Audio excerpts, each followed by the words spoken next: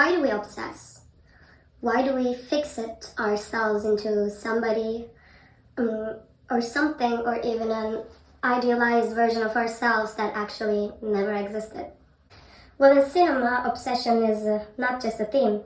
Sometimes it's a camera movement, a repeated image, or a loop that never breaks. Well, if you're wondering, in this video essay, I'll be talking about two seemingly unrelated movies. One, Alfred Hitchcock's Vertigo, and Federico Fellini's 8½. Even though as style, these films are unrelated, they deal with the same psychological spiral: obsession. Meanwhile, one is a tightly controlled psychological thriller. The other one is a very chaotic and self-reflective art film. The common thing about them is that they both revolve around a man that is trapped in its own mind. Meanwhile, they both blur the line between memory and fantasy, and real women and the idealized versions of them.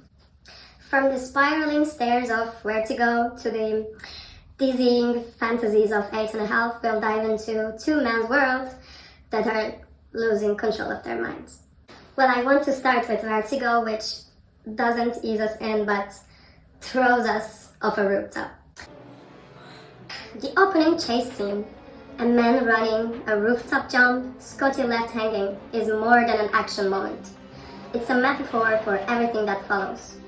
Well, he survives, but something breaks inside him. His fear of hate is introduced, but so is his deeper flow, the illusion of control.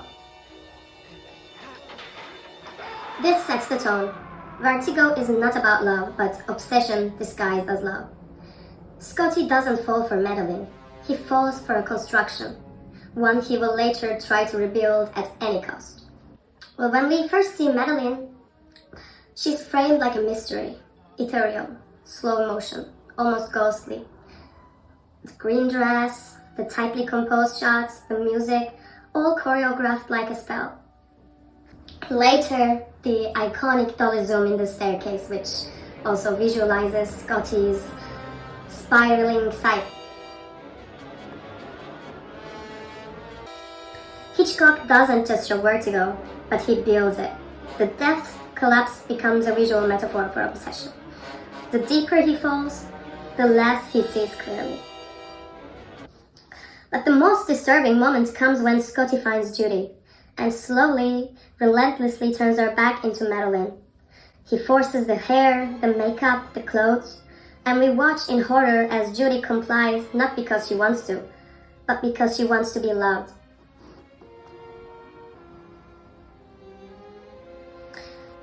Well, in the spiraling kissing scene, the lighting shifts, the camera circles, and for a brief moment, Scotty gets what he wanted.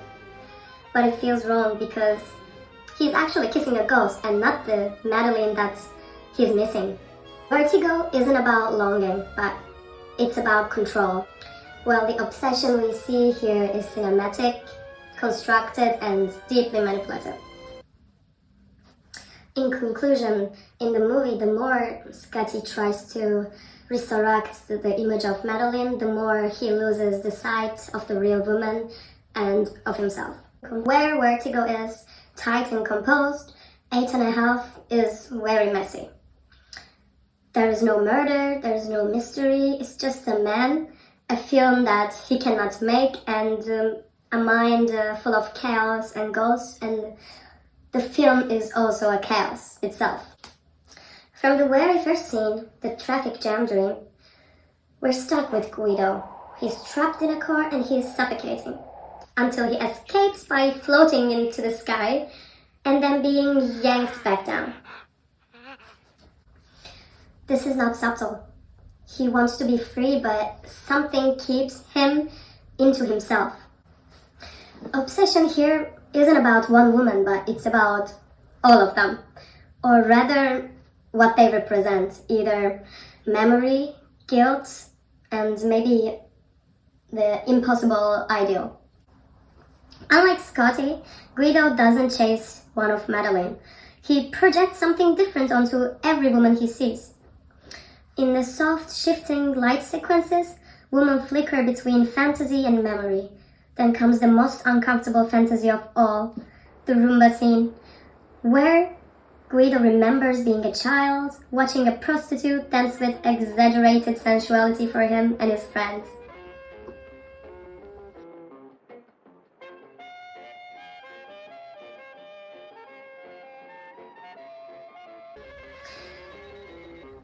This scene is very playful but also disturbing. Obsession here starts early. Fellini suggests that even as a boy, Guido learned to desire women in fragments, as spectacle, as performance, as myth. And then we go to the harem fantasy. It escalates. Guido here imagines all the women in his life orbiting him, dancing in total devotion. This scene is very seductive but also kind of pathetic. A director trying to choreograph love. But in the movie, Fellini doesn't give us a solid ground. The film slips between memory, dream, and reality so constantly that we forget and don't understand what's real. But that's the whole point of the movie, because our main character, Guido, doesn't know what's real either. Well, Claudia, the ideal woman, doesn't save him, but she confronts him. Perché non sa voler bene. E perché soprattutto non mi va di raccontare un'altra storia bugiarda. Perché non sa voler bene. Mi dispiace, Claudia, di averti fatta venire fin qua su. Ti domando scusa. Che imbroglione che sei. Allora non c'è questa parte nel film. Hai ragione tu, sai. Non c'è la parte nel film. Non c'è neanche il film. Non c'è niente di niente da nessuna parte. Per me, la faccenda potrebbe finire qui. Well, here he admits it. The story, the obsession, the control, none of it led to meaning. In the final scene, he joins the parade, a chaotic, improvised dance of everyone he knows. He lets go and he surrenders. Not to the perfection, but to the mess. 8.5 doesn't resolve its obsession. It just makes peace with it. On the surface, Vertigo and 8.5 don't belong in the same sentence. Meanwhile, one is a very cold thriller, and the other is a warm and a surreal fever dream. But both films orbit the same black hole, the male obsession with control of a narrative of identity or love. Hitchcock builds obsession like architecture. It's clean, symmetrical, and always spiraling inward. The staircase, the camera movements, even the structure of the story all reflect Scotty's mental descent disguised as upward motion. Fellini instead lets obsession dissolve into haze. His spiral isn't a staircase, it's more of a fog. He blurs dreams, memories, and reality until neither Guido nor we can tell what's true anymore. Both men try to direct their worlds. Scotty reconstructs a dead woman like she's a character in his mind. Guido rewrites his life like a script he's constantly editing and deleting. But their methods reflect their makers. Hitchcock obsesses with control, meanwhile Fellini obsesses with chaos. In the end, both films say the same thing. The tighter you grip the story, the faster it falls apart. And the more you try to recreate perfection, the more it turns into a fantasy or a nightmare. Scotty spirals into collapse and Guido dances through it. So, Vertigo and 8.5 both start with a fall. But one falls into control and the other falls into total chaos. But neither of these movies gives us clarity, because obsession doesn't want resolution, but it wants repetition. So meanwhile, Scotty tightens his grip until the image shatters. Guido releases it and finds something like peace in the total mess and chaos. Well, maybe in the end, the only way out of obsession is to stop trying to perfect the story and start living in it. Well, I chose these specific films and I love these films because they taught me something I didn't expect.